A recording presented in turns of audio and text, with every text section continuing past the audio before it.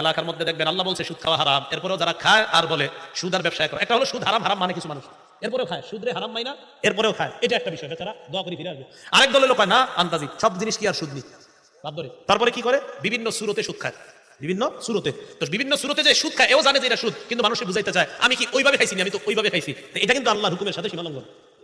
আপনি যেভাবে খান সুদ যদি হয় এটা কিয়ামত পর্যন্ত সুদ, এটা হালাল হবে না। আর আপনি বিভিন্ন ঘুরায়া পেঁচায়া এটা তেনা লাগানোর চেষ্টা করেন, সুদ, এটা সীমা লঙ্ঘন করা যাবে না। তো অনেক মানুষ বুঝাইতে চায় ওইভাবে খাইলে তো আর সুদ হয় না, এইভাবে তো আর সুদ হয় না। এটা কিন্তু আল্লাহর হুকুমের সাথে সীমা লঙ্ঘন করা। কিভাবে? যদি ডিপোজিট করি,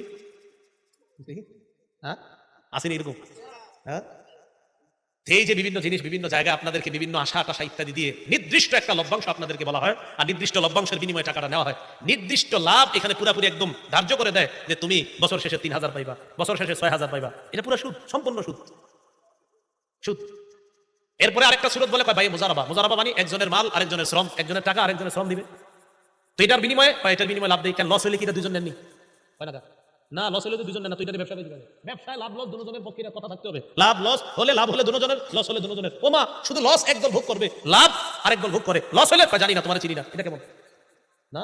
লাভ লস দুটোটার ভাগিদার নিলে এরপরে তো অনেকে বুঝায়, বিভিন্ন ইসলামী নাম দিয়ে বুঝায়, হ্যাঁ আমরা তো ব্যবসার মাধ্যমে লভ্যাংশ দিই। পাল্টা প্রশ্ন করবেন, যদি এখানে লস খাই তাহলে কি আমি খাবো না আপনারাও খাবেন? তখন বলবে শুধু তুমি খাবে, আমরা না।